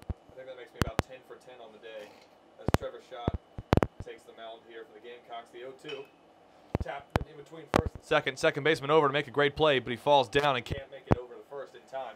He just had too much momentum there, and he hit the lip of the field. I think the lip is the biggest behind second. As we were talking about in pregame, of course. And, Of course. Yeah, just tripped over and couldn't get it out of his glove over to first. But still, nonetheless, a great play, and that saved the runner from getting over to third, which is the silver lining of that play. So And first and second now, no outs. Double play obviously is in order. I think we'll take a triple play here. I'm not going to ruin my 10 for 10 by saying it's going to happen, but it sure would be nice. Well, Gamecock fans probably want to know who's going to win the national championship. Sorry, that just cut out. I just said it, but you guys missed it. So we're gonna talk about that later. Here we had a little technical difficulties. You guys missed it, and I don't want to say it twice. It'll jinx it. So 0-1 here to the leadoff hitter, George Gaylord, back in there. I feel like every time I turn around, he's back up at the plate, which is not a good thing if you're a Gamecocks fan, because that means the Maryland batting lineup has gone through several times today. The 1-1 to Gaylord from shot is a check swing, foul ball straight back. 1-2 now.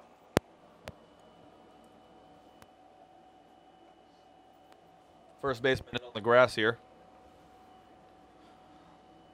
playing in front of the runner, trying to get a quick double play turn if he gets a shot at him.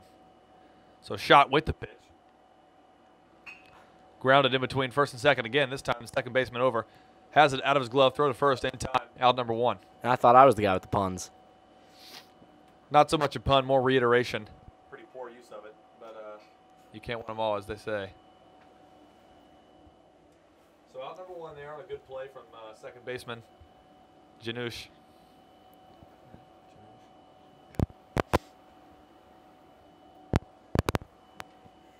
Runners on second and third now.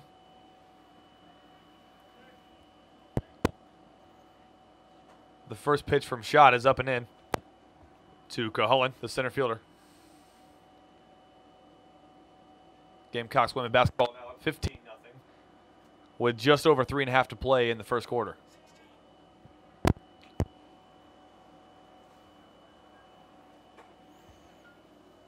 The next pitch is high. Taken for a ball. Now all of the infield in on the grass, trying to prevent this big lead to become even bigger. The 2-0 one-out pitch. Taken just low. Runs the count to 3-0. Shot now frustrated with himself as he takes a trip around the mound. But that's good. He's stepping off. He's calming himself down. Not going to work overamped. When you see that out of a pitcher, they sometimes give up big hits. And here comes the runner from third as Shot throws it over catcher Patrick DeMar. And he can just jog in there. And the other runner that was on second previously is able to move up to third. So there's now first and third with 1 out. Well, the only good news about that is you don't have to face Sealy anymore. It looks like we're going to have a change. Looks like it's going to be Matt Gross coming in. And I heard he has some nasty power. No one picked up on that pun from gross to nasty. You'll get it when you're older. So Gross comes in, the right-handed hitter. So now runs in the corner, 1 away.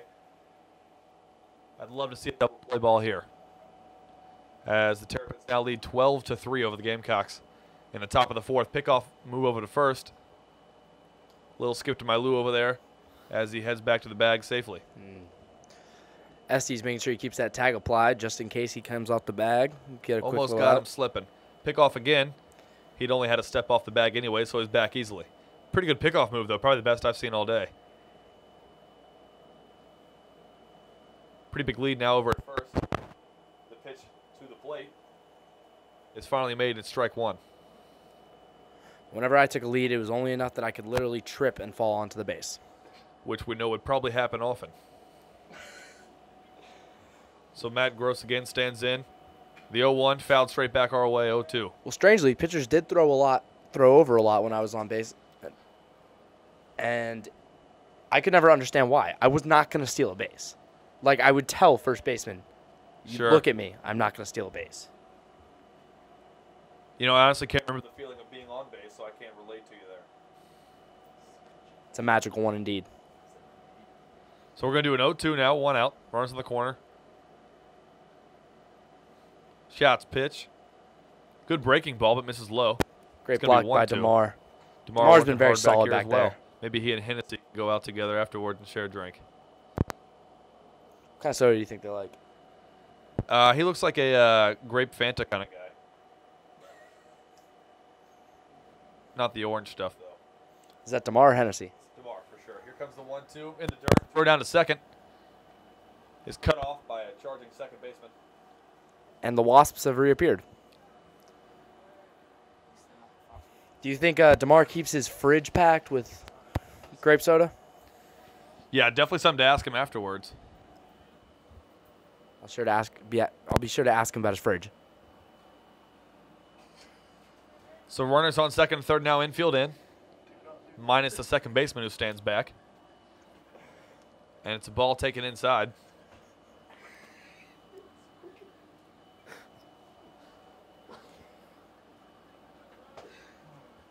Here comes a full count, 1-out pitch from Shot. Taken just up and in, ball force. That's going to load the bases again. And it looks like this time we're going to have Matt Sneezik. Again, God bless you. Come back to the plate here. And that's going to draw out a mound visit from the Gamecocks coaching staff. From M&M, Miles Moody. We'll take a quick break and we'll come back to you after this mound visit.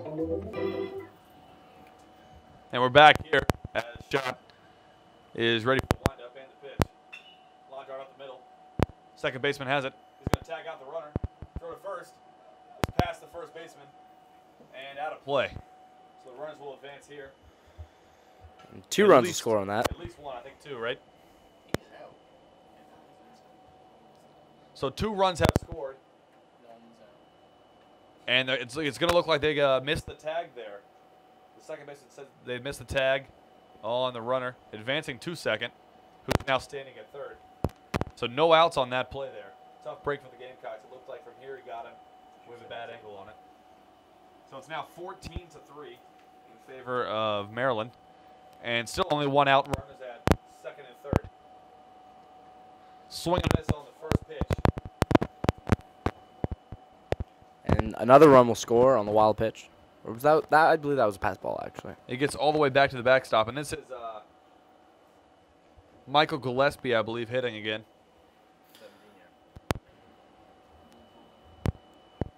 So now only a runner on third as the run just scored from the pass ball. And Lady Gamecocks lead 22-7 at the end of the first. If we can keep that rolling, we will have a historic blowout on our hands. As the first pitch,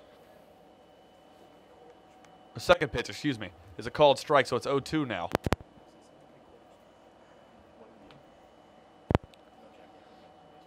Gillespie stands back in the box. The 0-2 is lined to right field, base hit, and another RBI single there. And this is starting to get ugly. You got to keep your composure as the Gamecocks. Baseball's still one of the greatest games in the world. Have fun out here. And anything can happen. So that's what I love about baseball, is no time limit.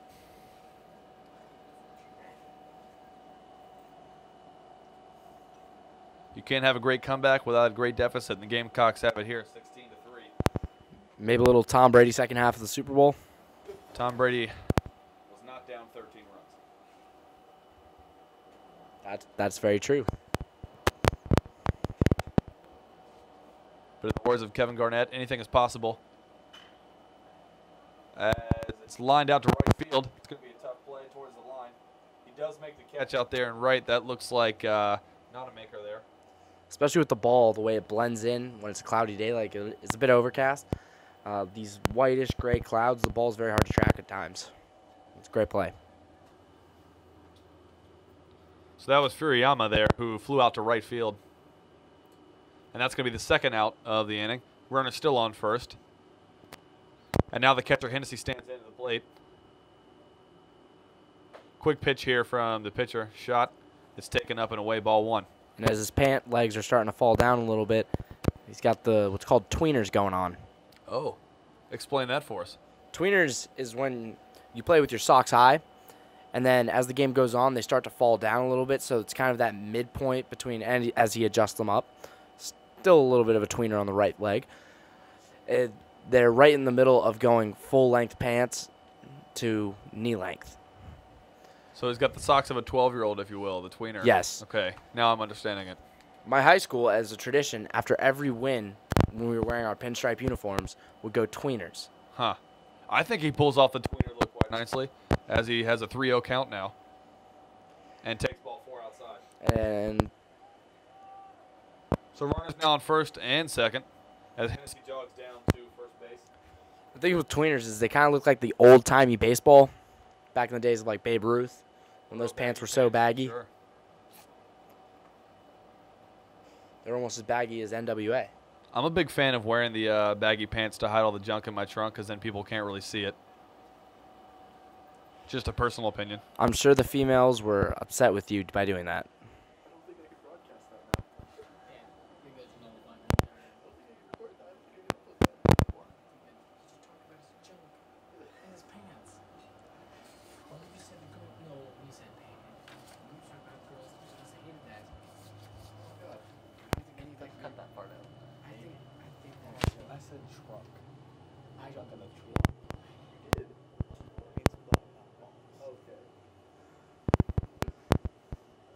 Shot's first pitch delivered here is low and away, ball 1.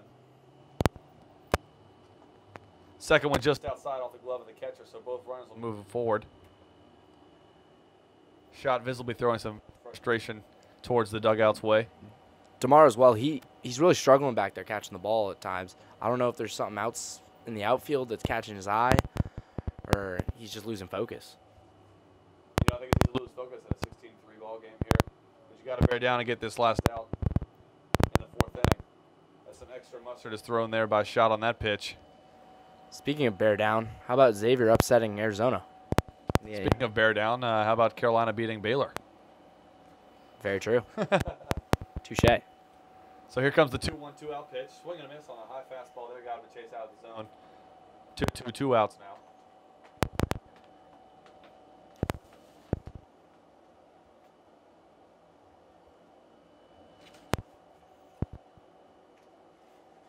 And the 2-2 is low and away as Shot kicks the dirt in front of the mound. And DeMar had a great block that time.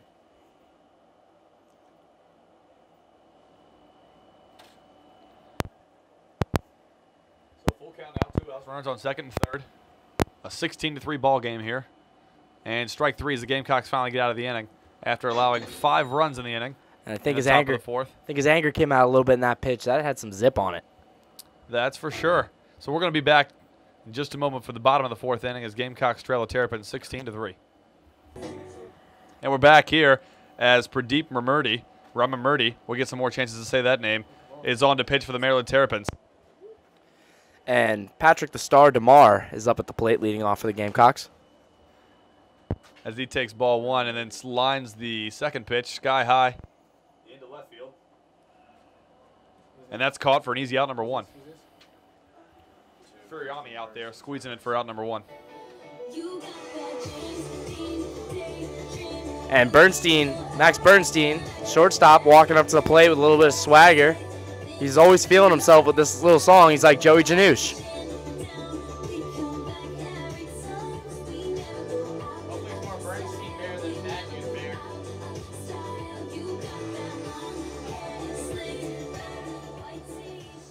So Pradeep Ramamurti now stands in to pitch again. Line down the third base line, foul.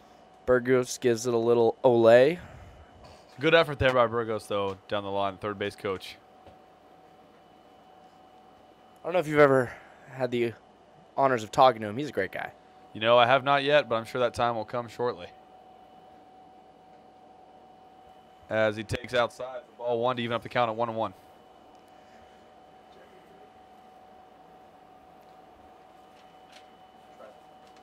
And that'll be another ball. It's 2-1.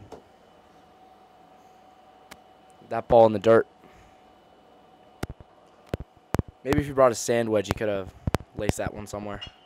Perfect weather for golf as he lines one up the middle. Shortstop cut play right behind the second base bag. Long throw to first, and he's got him. Good play. 2 quick outs now. And that's why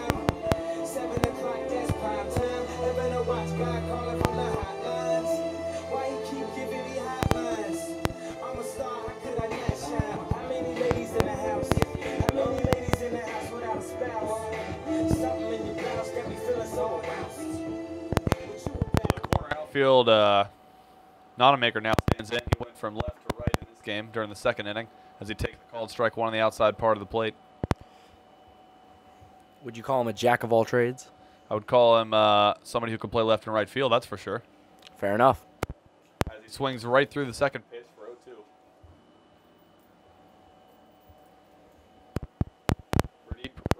Really just filling up the zone here and cutting right through these Gamecocks. As a ground ball towards first base, hops up the arm of the first baseman and gets into right field. And Nonamaker will go for 2. Long throw, right on the money, but it skips over the bag. He had him beat by about 8 steps. The throw had it beat, but it couldn't make the play there at second base, so it's going to stand in second. It's going to be a 2-bag error, more than likely on the first baseman.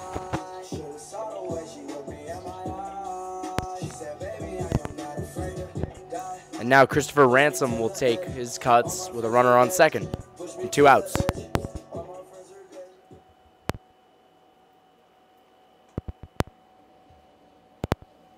And that ball squirts between the catcher's legs. And here comes Nonamaker around third, taking a hard turn, but he'll retreat back to the bag.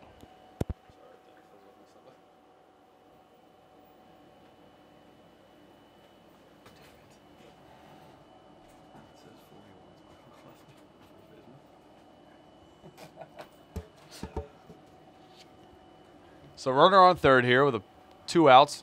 Gamecocks trying to add another run here. Down 13, we could use a couple of them. As ball 2 comes in just by the chest of the hitter. Well, there's a saying, how do you eat an elephant? One bite at a time. Yes, sir. Tries the bunt there with a 2-0 count, fouls it back, 2-1 now.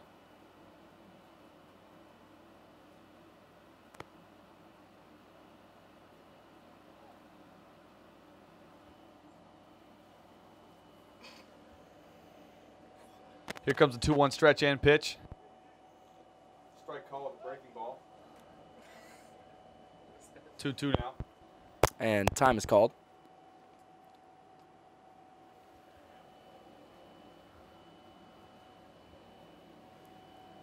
Looks like a baseball was left behind the plate somewhere. Those things walk away sometimes. You gotta keep out for them.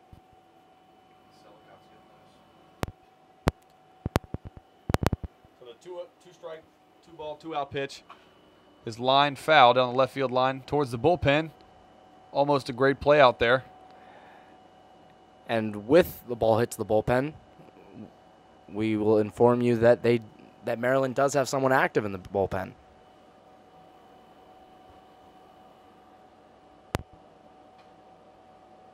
Fouled straight down, 2-2 pitch. We'll do it again.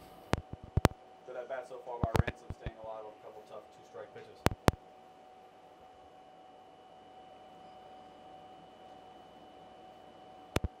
From a Murdy stretch and the pitch. It gets by the catcher onto the backstop, and that'll score a run for the Gamecocks. So an emphatic stomp on home plate.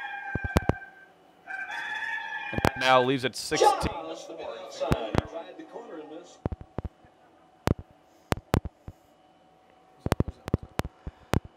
And Ransom will remain at the plate. And we have Dakota up here doing it all, killing another wasp. He's not dead yet. Give me a second. You're spraying at him. Now that is what I would call a jack of all trades. Fair enough. Wasp killer.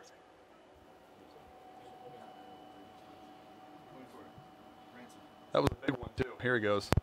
And we got him. Best friends that anybody can have. We're the 3 best friends that anyone can have. We're the 3 best friends that We're getting an umpire and stop. we'll never, ever, ever, ever, ever leave each other. I don't really care if you cry. I don't really shouldn't have lied. Should've saw the way she looked me up. And we're back here after the pitching change. It's going to be Michael Gillespie on for the Terrapins to face Ransom, the center fielder for the Gamecocks. And Ransom's all hyped up. As he lines the first pitch straight to the third baseman, 2 hops over the bag in time for the 3rd out. So that'll do it. Gamecocks Good pitching get 1. change there for Maryland. The Gamecocks do get on the board in the inning. So that'll run it to 16-4. And we're going to head to the top of the 5th when we return. And a new pitcher for the Gamecocks as we return. We saw him in the first game. It's Sullivan back on the mound for us in the second game as he fires a ball over. Second pitch is a strike.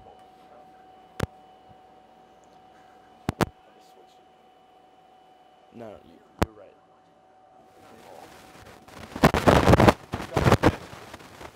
Missed outside with the breaking ball. 2-1 out. Going with it.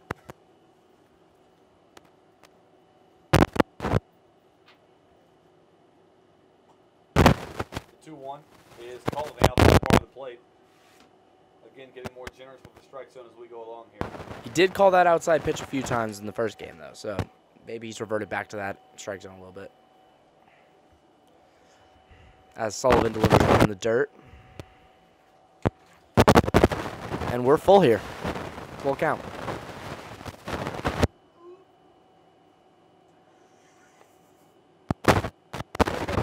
Payoff pitch. Check swing and foul straight back.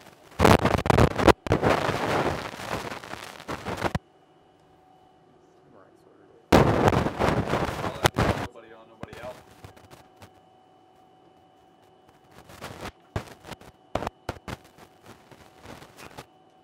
The 3-2 deep left center field.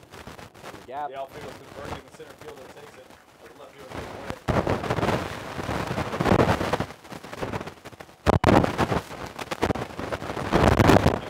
And we have Chase Justice, who's been subbed in at third.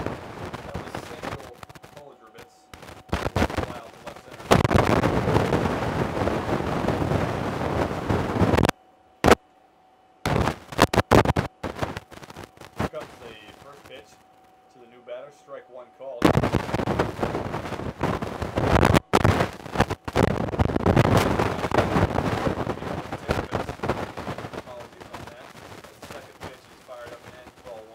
He's rocking the tweeners, too. Do you want to call them tweeners? You know what? I like it. You're going with it. So All right.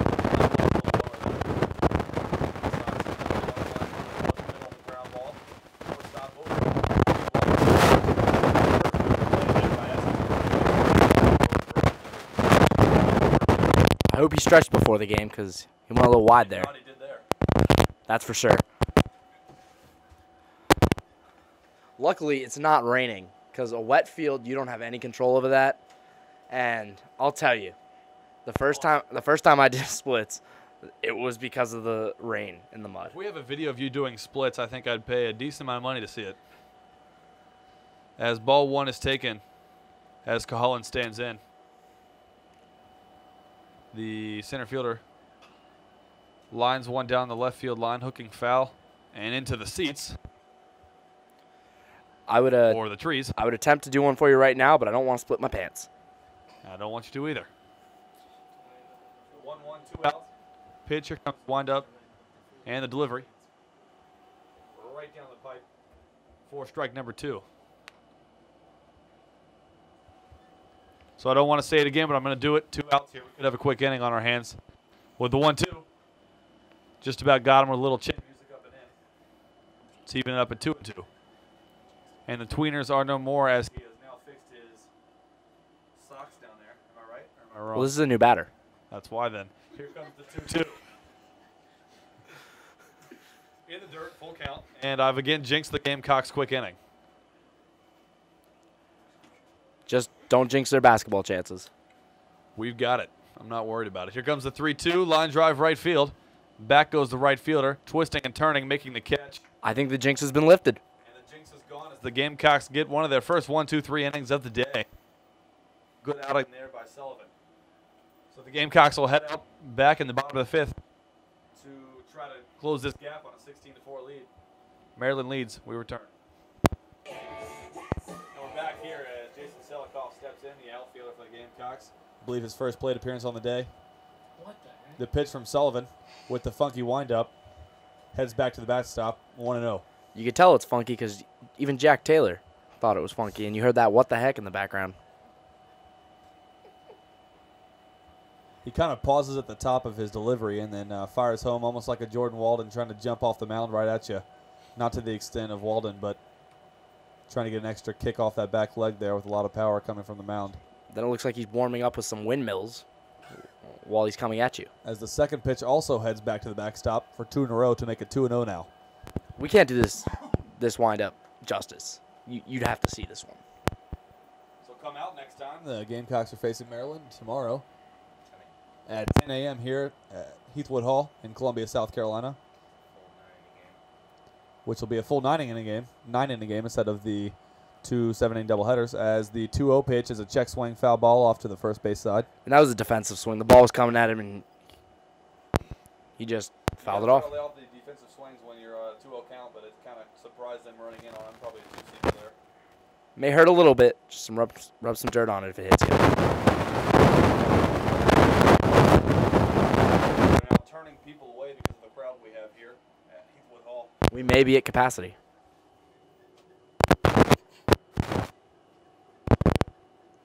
So the 2-2, no outs. The umpire collects himself, tosses the mask back on, and we're ready to roll. Gillespie stares in. Comes set, and the pitch. In the dirt. I said come set, but he didn't really. I was close to a balk there. Well, without a runner on base, it would only be a ball. He doesn't have a windup. Just going from the stretch here. But a funky delivery. Here comes the full. Stays down on it, flips to first, and a quick first out. And the lack of a windup could mean that Gillespie, excuse me, Gillespie in the past has only pitched in relief situations.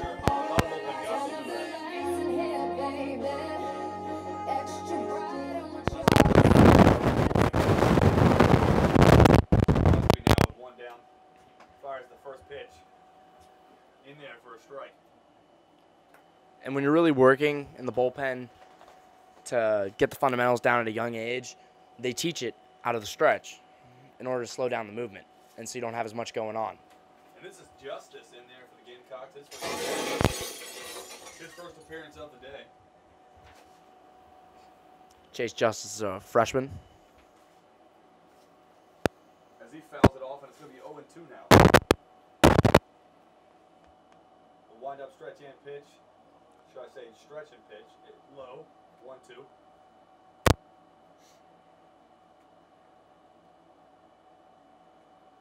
He's making our jobs complicated up here. We're looking at 0 runners on the base, and he's coming out of stretch. That's right. As he fires one in here, and it's fouled away. Back behind us, and it's going to keep the count at 2-2. And Chase up there is smashing his fair share of glass.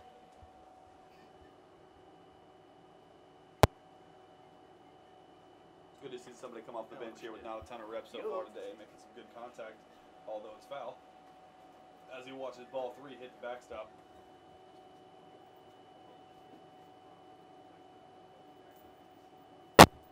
So full count now, 1 out, nobody on. Gamecocks trail in this game 16-4. Maryland also took the first game of this doubleheader 6-0.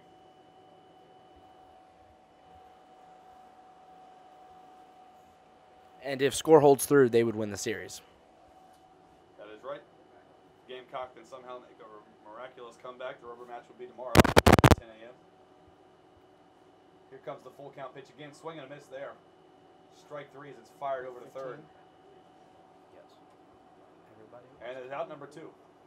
Everybody was kung fu fighting. Those kids were fast as lightning. In fact, it was a little bit frightening. And Ian Estes will step back up to the plate. We've seen a couple good defensive plays from him over at first base with some scoops today. He's having a whale of a game. Pitch towards second. Good play there by the second baseman, right to his right, long throw, and a good stretch by the first baseman who steps on the bag. 2 in the inning, and a 1-2-3 inning there from Gillespie and the Maryland Terrapins. And that's your ball game. And it looks like that'll do it here for us for the end of the doubleheader. The Gamecocks drop both of the doubleheaders. The third game will be tomorrow here, same place at 10 a.m. on Sunday morning. Dakota Watson, Spencer Lee here. Thanks for joining us.